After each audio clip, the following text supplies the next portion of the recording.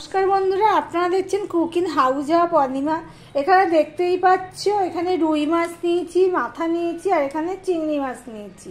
আমি এটা রুই মাছের রেসিপিটা তোমাদের সাথে শেয়ার করব, আর চিংড়ি মাছটা আমি আলাদা একটা তরকারিতে দেব। তাহলে তোমরা দেখতে থাকো বন্ধুরা, আমি কিভাবে রুই মাছটা রান্না করি। প্লিজ লাইক দিয়ে ভিডিওটা শুরু করো দেখা। এদিকে দেখো, একটা কড়াই বসিয়ে দিয়েছি, কড়াইটা প্রায় গরম হয়ে গেছে। হাত দিয়ে এবার দেখতে হবে তাত লাগছে কিনা। যারা নতুন রাঁধুনি তাদের উদ্দেশ্যেই বলছি কথাটা। কড়াইটা গরম হয়ে গেলে আমি তেল দিয়ে দিচ্ছি।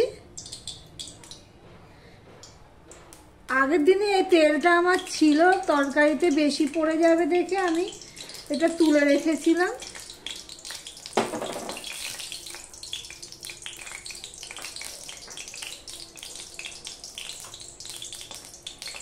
এবার এর মধ্যে দিয়ে দিচ্ছি, দেখো নুন, একটু জল ছিল মনে হয়, তাই জন্য এইভাবে ছিটছে আর কি।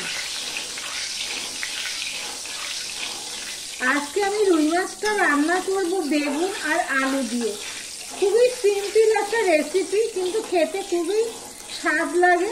তোমরা প্লিজ দেখতে থাকো। প্রথমে আমি মাছের মাথা দুটো ভেজে নেব। আমি দেখো ঠিক এইভাবে মাছের মাথাটা দিয়ে একটু এইভাবে নেড়ে দিলাম, তাহলে আর কড়াইতে আটকাবে না। এবার মিক্স পাটটা হওয়ার জন্য আমি অপেক্ষা করব। দেখো মাছের এক পিঠটা আমার ভাজা হয়ে গেছে। এবার আমি এটা উল্টে দিলাম। এই দেখতেই পাচ্ছ, পুরো লাল করেই ভেজে নিয়েছি। মাছের মাথা না পুরো ভালো করেই ভাজতে হয়, তবেই খেতে ভালো লাগে। তবে এটা আমি ঝোলে দিয়ে দেবো আজকে কোনো মাছের মাথার রেসিপি করব না। এবার এই পিঠটা হওয়ার জন্য আমি অপেক্ষা করব। প্লিজ বন্ধুরা দেখতে থাকো। আমি একটু ঢাকা দিয়ে দিয়েছিলাম। মাছের মাথা ওই অপর পোর্শনটা হয়ে গেছে। আমি ঠিক এইভাবে রেখে দেবো তেলটা ঝরানোর জন্য। এবার একে একে আমি মাছগুলো ভেজে নিচ্ছি, দেখতেই পাচ্ছ বন্ধুরা। তেলটা ওখানে হয়ে গেলে, ঝরে গেলে আমি মাছের মাথা দুটো এই বাটিতে তুলে নেব। আর ততক্ষণে এই দুটো মাছ মিক্স পোর্শনটা ভাজা হয়ে যায়। মাছ দেওয়ার পরে না একটু এভাবে নেড়ে দেবে, তাহলে কি হবে আর আটকে যাবে না। দেখো বন্ধুরা, মাছগুলো সব ভাজা হয়ে গেছে, তুলে রেখেছি, শুধু ওইটা বাকি রয়েছে। আমি যেহেতু এখানে বেগুন আর আলু দিয়ে রান্না করব রুই মাছটা, তার জন্য দেখো আমি এভাবে লম্বা লম্বা করে বেগুন কেটে নিয়েছি। এই বেগুনগুলো এবার আমি ভেজে নেব। আমি এখানে নুন হলুদ কিছুই মাখাইনি। মাছটা আমি তুলে নিচ্ছি আগে। যা তেল আছে ওই দিয়ে অল্প তেলেই ভেজে নেব।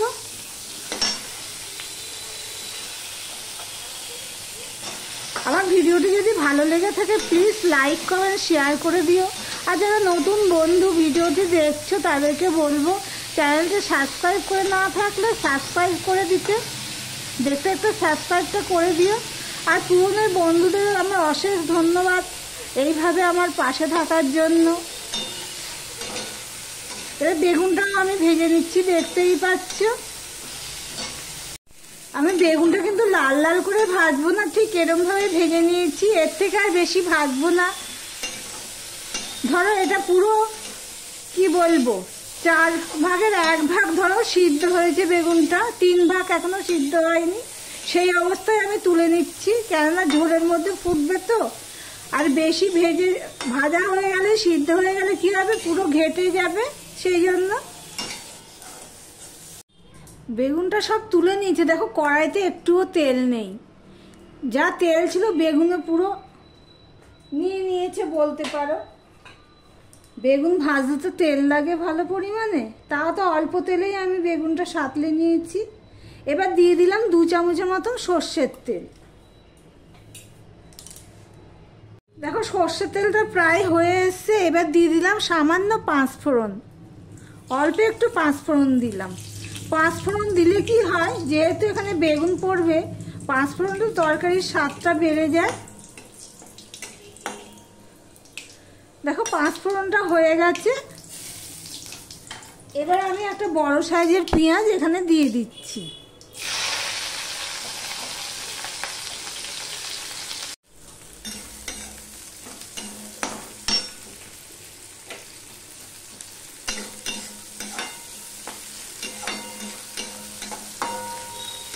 পেঁয়াজটা খুব একটা ভাজা হয়নি, মোটামুটি একটুখানি নরম হয়েছে সামান্য, কিন্তু আমি আলুটা দিয়ে দেব। আলু আর পেঁয়াজ একসাথে ভাজা হয়ে যাবে, টাইমটাও কম লাগবে। এর মধ্যে দিয়ে দেবো একটু নুন,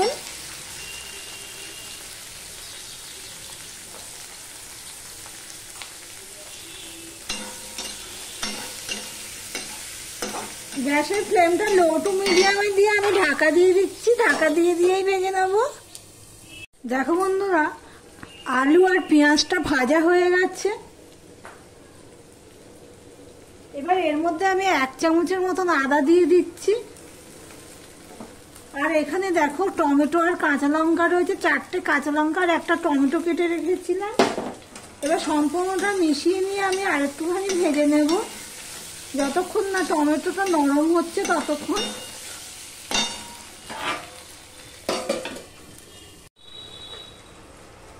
দেখো টমেটোটা নরম হয়ে গেছে। আমি তখন 1 চামচ নুন দিলাম, আমি আরেকটু নুন দিয়ে দিচ্ছি স্বাদ অনুযায়ী। আর এখানে এবার মশলাগুলো দিয়ে দেব।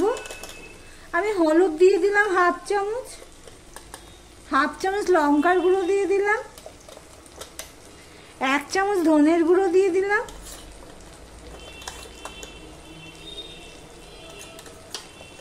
1 চামচের মতন জিরের গুঁড়ো দিয়ে দিলাম। জিরের গুঁড়োর কৌটোটা কম আছে তো ওই জন্য 2 বার করে দিতে হলো। আমি আরেকটু হলুদ দিয়ে দেব।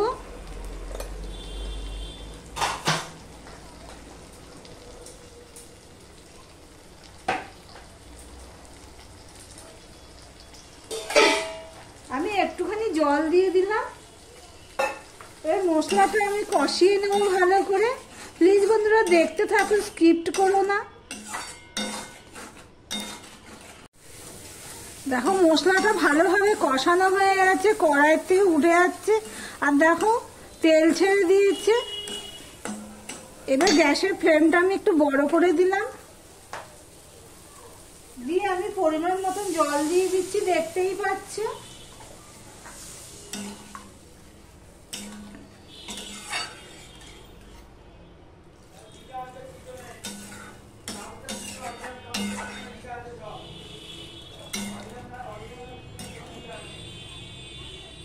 আর জল দেব না।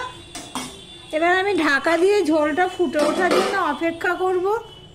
দেখো ঝোলটা ফুটে উঠেছে। এবার একে একে আমি মাছগুলো সব দিয়ে দিচ্ছি, দেখতেই পাচ্ছ।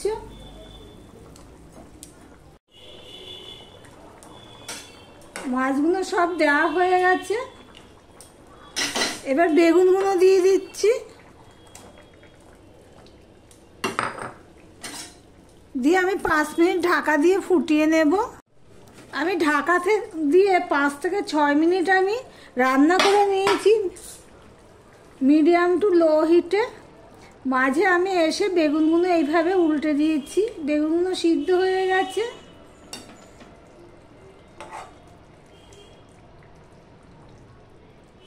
কিন্তু গোটা গোটা রয়েছে, দেখতেই পাচ্ছ বন্ধুরা। এবার এর মধ্যে দিয়ে দিচ্ছি ধনেপাতা।